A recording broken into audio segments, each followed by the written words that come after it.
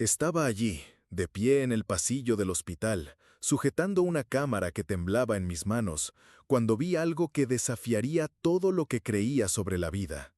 Una luz plateada, suave como la brisa matutina, flotaba sobre la habitación 304, y dentro de ella, lo juro por todo lo que es sagrado, había una figura femenina con un vestido blanco y un manto azul. No era una alucinación, no era un reflejo de la luz del pasillo, era algo que mi mente racional jamás podría explicar, pero que mi corazón, por primera vez en décadas, reconoció como verdadero. Mi nombre es Rafael Álvarez, tengo 38 años y, hasta ese momento, era el periodista más escéptico que puedas imaginar. Pasé toda mi vida luchando contra dogmas religiosos, escribiendo artículos y documentales que exponían la superstición, siempre defendiendo la razón por encima de todo. Era ese tipo que se reía cuando alguien hablaba de milagros, que ponía los ojos en blanco cuando escuchaba historias de apariciones o curaciones inexplicables. Para mí, todo tenía una explicación científica, y quien pensara diferente era ingenuo o estaba siendo manipulado. Cuando mi editor me envió a cubrir un caso en el interior, pensé que sería solo un reportaje más sobre gente sencilla que confundía coincidencia con milagro. El caso era de Pablo Sierra, un abogado de 50 años, ateo convencido como yo, que había caído en coma profundo tras un accidente cerebrovascular grave. Según los rumores, había despertado de forma milagrosa y estaba contándole a todo el mundo que había visto a la Virgen María al pie de la cama. Me reí cuando lo oí. Un abogado, un hombre culto, hablando de apariciones, tenía que ser delirio o efecto de la medicación. Puede ser una recuperación espontánea, argumenté, intentando encontrar una explicación lógica. A veces el cerebro encuentra vías alternativas para recuperarse. La doctora Elena me miró con esa mirada que tienen los médicos cuando saben más de lo que dicen. Puede ser, concordó, pero no fue solo eso. Hubo otras cosas. Fue entonces cuando me presentó a la hermana María Lucía, una señora de 62 años que trabajaba como voluntaria en la capilla del hospital. María Lucía era una de esas personas que irradian paz, ¿sabes? Hablaba despacio, con voz suave, y tenía una mirada que parecía ver a través de uno. Me contó que estaba haciendo su ronda nocturna de oraciones cuando vio la luz sobre la habitación de Pablo. No era una luz común, explicó, sentada en la pequeña capilla del hospital, con las manos entrelazadas sobre el regazo. Era una luz que parecía viva, que pulsaba suavemente. Y dentro de ella vi a una mujer, vestido blanco, manto azul, ojos llenos de compasión. Extendió la mano a Pablo y susurró algo que no pude oír. Lo anoté todo, pero por dentro estaba pensando, otra señora religiosa que vio lo que quiso ver. Pregunté sobre la iluminación del pasillo, sobre medicamentos que pudiera estar tomando, sobre la posibilidad de haber soñado. Ella respondió a todas mis preguntas con paciencia, pero mantuvo su versión de los hechos. Hijo, dijo al final, sé que no crees, lo veo en tus ojos, pero a veces la verdad no necesita de nuestro permiso para existir. Después hablé con Marina, la esposa de Pablo. Estaba visiblemente emocionada, los ojos rojos de tanto llorar, pero era un llanto de alivio, no de tristeza.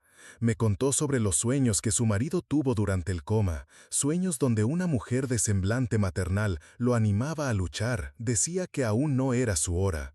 Sé que puede parecer una locura, dijo, secándose los ojos con un pañuelo arrugado, pero Pablo nunca fue una persona fantasiosa.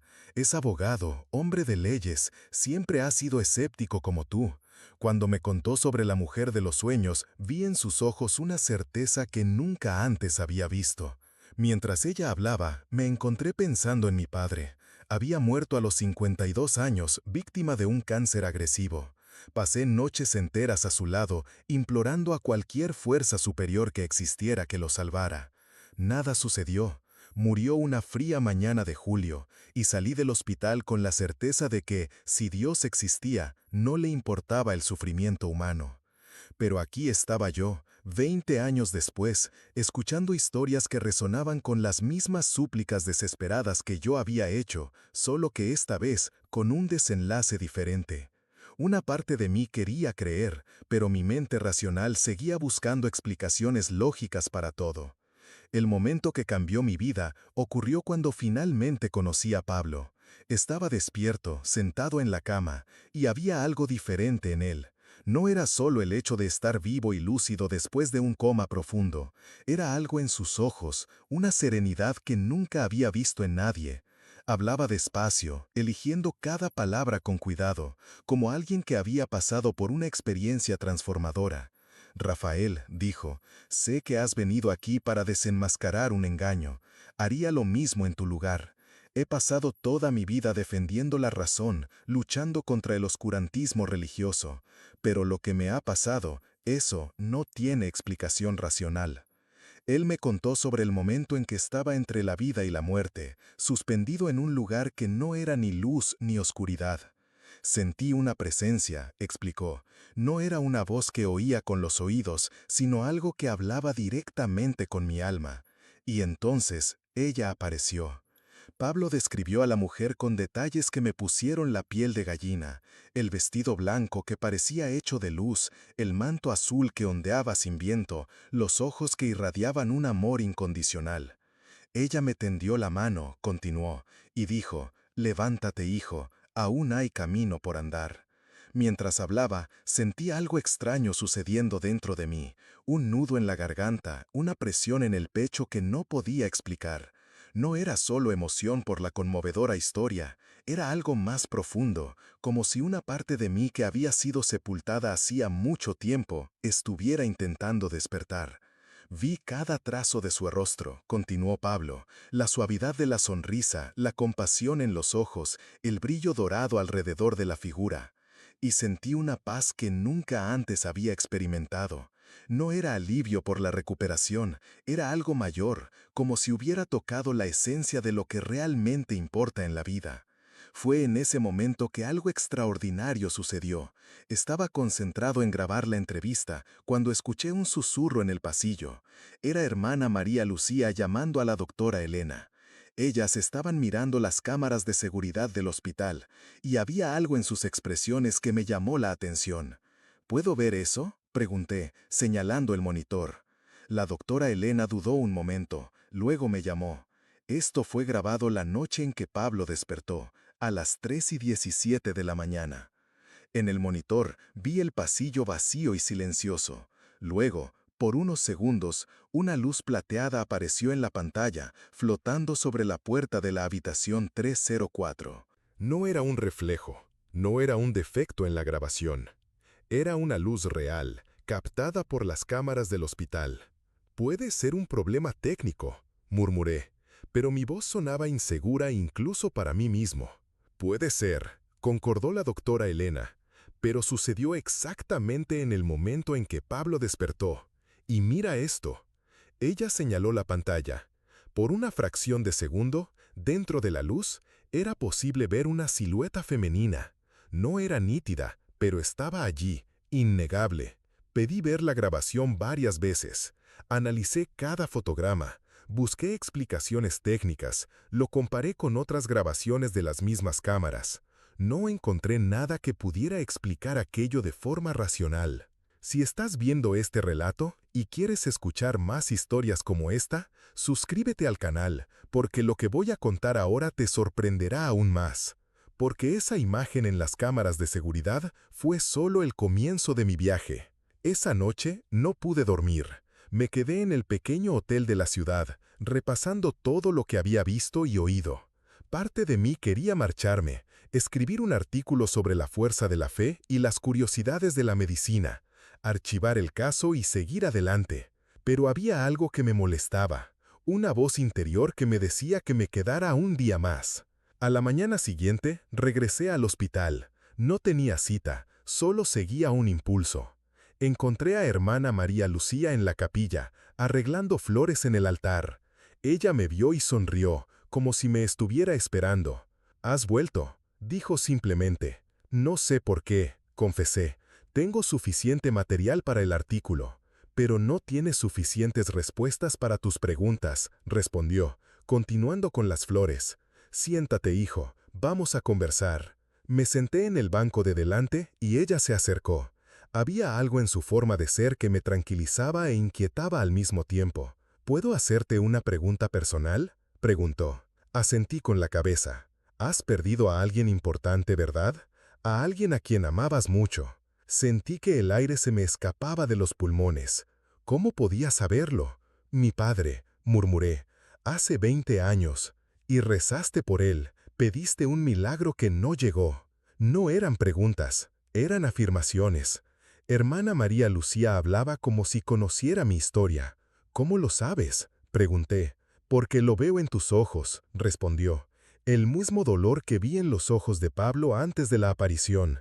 La misma rabia contra el cielo que ya he visto en muchas personas que han pasado por aquí. Ella se sentó a mi lado. Hijo, a veces pedimos milagros en nuestro tiempo, pero llegan en el tiempo de Dios. A veces pedimos que alguien se salve, y la salvación llega de una forma que no esperábamos. Mi padre murió, dije, y mi voz sonó más áspera de lo que quería. No hubo milagro, no hubo salvación. ¿Estás segura?, preguntó suavemente. ¿O solo no supiste ver? Iba a responder, pero ella continuó. Tu padre te enseñó a buscar la verdad, ¿no? A ser honesto, a luchar por la justicia. ¿No crees que eso es una forma de que él siga vivo? Sentí que se me humedecían los ojos. Hacía tanto tiempo que no pensaba en mi padre de esa manera. Estaba tan concentrado en su ausencia que había olvidado todos los valores que él me había transmitido. Pero eso no es un milagro, protesté.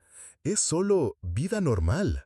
¿Quién dijo que los milagros no pueden ser parte de la vida normal?, respondió. ¿Quién dijo que lo sagrado no puede manifestarse en lo cotidiano? En ese momento me di cuenta de algo. Durante años había buscado a Dios en los lugares equivocados. Esperaba señales espectaculares, intervenciones dramáticas, como si lo divino estuviera obligado a manifestarse de acuerdo con mis expectativas. Pero quizás lo sagrado estaba en los pequeños detalles, en la compasión de la doctora Elena, en la serenidad de la hermana María Lucía, en la genuina transformación de Pablo. ¿Quieres saber si realmente hubo una aparición en la habitación de Pablo?, preguntó. Necesito saberlo, respondí. Entonces, cierra los ojos y abre el corazón. A veces la verdad no llega a través de la razón, sino a través de la intuición. Cerré los ojos, allí en la capilla silenciosa. No era algo que hiciera normalmente, meditar, rezar o algo por el estilo. Pero algo me decía que lo intentara. Respiré hondo e intenté vaciar mi mente de todos los cuestionamientos, todas las dudas, todos los prejuicios. Y entonces, en el silencio de la capilla, sentí algo que no sentía hacía mucho tiempo. Una presencia. No era una voz, no era una visión. Era una sensación de acogida, de comprensión, de amor incondicional. Por un momento me sentí como un niño de nuevo, protegido y amado. Cuando abrí los ojos, la hermana María Lucía me estaba mirando con una sonrisa suave. ¿Lo sentiste, verdad? No pude responder. Tenía la garganta apretada, mis ojos estaban llenos de lágrimas que no podía controlar. Ella está aquí, dijo suavemente. Siempre estuvo. No solo en la habitación de Pablo, sino en todos los lugares donde hay sufrimiento, donde hay necesidad de consuelo. A veces se manifiesta de forma visible, como ocurrió con Pablo. Otras veces trabaja a través de las personas, a través de la medicina, a través del amor. Pasé el resto de la mañana en la capilla, conversando con la hermana María Lucía sobre la fe, sobre la duda, sobre la diferencia entre religión y espiritualidad. Ella no intentó convertirme a ninguna doctrina específica, solo me ayudó a comprender que cuestionar no era lo opuesto a creer, que la búsqueda de la verdad podía incluir misterios que la ciencia aún no podía explicar. A la hora del almuerzo, volví a la habitación de Pablo. Estaba mejor, más fuerte, preparándose para recibir el alta al día siguiente. Conversamos sobre su experiencia y me di cuenta de que estaba pasando por el mismo proceso que yo.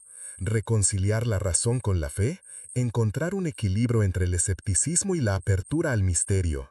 ¿Sabes qué es lo que más me impresiona?, dijo Pablo. No es el hecho de haber visto una aparición, es la transformación que eso causó en mí.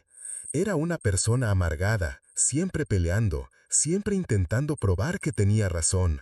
Ahora siento una paz que nunca antes tuve. ¿Pero no tienes miedo de que la gente piense que te volviste loco?, le pregunté. No, respondió sin dudarlo, porque sé lo que viví. Y si esto puede traer esperanza a otras personas, entonces vale la pena compartirlo. Esa tarde conversé de nuevo con la doctora Elena. Ella me mostró otros casos que había presenciado a lo largo de los años. Recuperaciones inexplicables, momentos de paz súbita en pacientes terminales, familias que encontraban consuelo en medio del dolor. No voy a decir que todos son milagros, explicó, pero hay cosas que pasan aquí que desafían nuestra comprensión médica. ¿Y sabes qué aprendí? Que reconocer nuestros límites no es debilidad, es sabiduría. Ella me contó sobre su propia jornada espiritual, cómo había aprendido a equilibrar el conocimiento científico con la apertura al misterio. No dejé de ser médica, dijo, pero me convertí en una mejor médica, porque aprendí que curar no es solo tratar síntomas, es cuidar a la persona entera. Cuando llegó la noche, estaba listo para partir. Había recolectado material suficiente para un artículo, pero sabía que lo que escribiría sería muy diferente de lo que había planeado originalmente. No sería un texto desmintiendo una farsa religiosa, sino un relato honesto sobre la complejidad de la experiencia humana. Estaba guardando mi equipo cuando la hermana María Lucía apareció en el pasillo. ¿Te vas?, preguntó. Sí, respondí, pero no como llegué. Lo sé, dijo. Viniste buscando una historia, pero encontraste una verdad. Ella me entregó un pequeño rosario de madera. Llévatelo, dijo. No como un amuleto, sino como un recuerdo de que hay misterios en la vida que merecen nuestra reverencia. Tomé el rosario y lo guardé en el bolsillo. Gracias, dije, por todo. No, hijo, respondió, gracias a ti, por haber venido con el corazón abierto, incluso sin saberlo. Mientras conducía de regreso a Madrid, las luces del hospital desvaneciéndose en el espejo retrovisor, sentí que algo fundamental había cambiado en mí.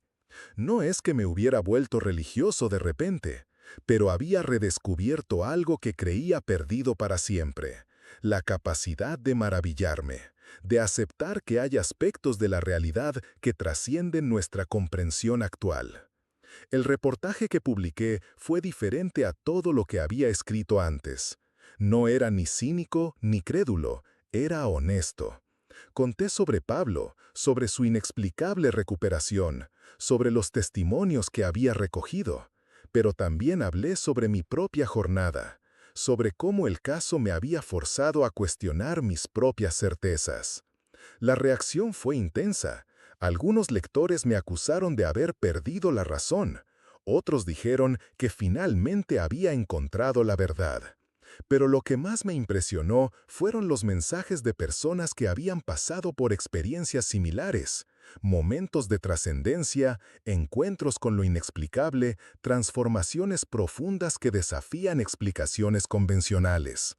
Percibí que había un gran número de personas que vivían en el término medio entre el escepticismo absoluto y la fe ciega, personas que buscaban comprender los misterios de la vida sin abandonar la razón.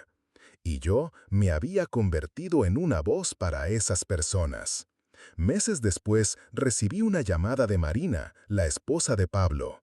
Ella me contó que su marido había cambiado completamente. Seguía siendo abogado, pero había comenzado a hacer trabajo voluntario, ayudando a personas necesitadas. Es como si fuera la misma persona, pero con el corazón expandido, dijo ella.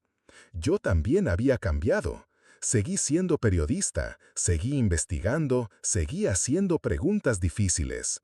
Pero aprendí a hacerlo con humildad, reconociendo que hay límites para lo que podemos conocer y comprender.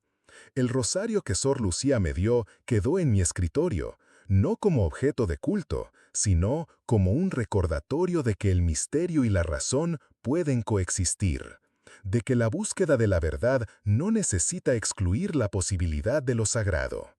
Hoy, cuando miro hacia atrás, percibo que aquella experiencia en el hospital fue un parteaguas en mi vida. no porque me volviera religioso, sino porque me volví más completo.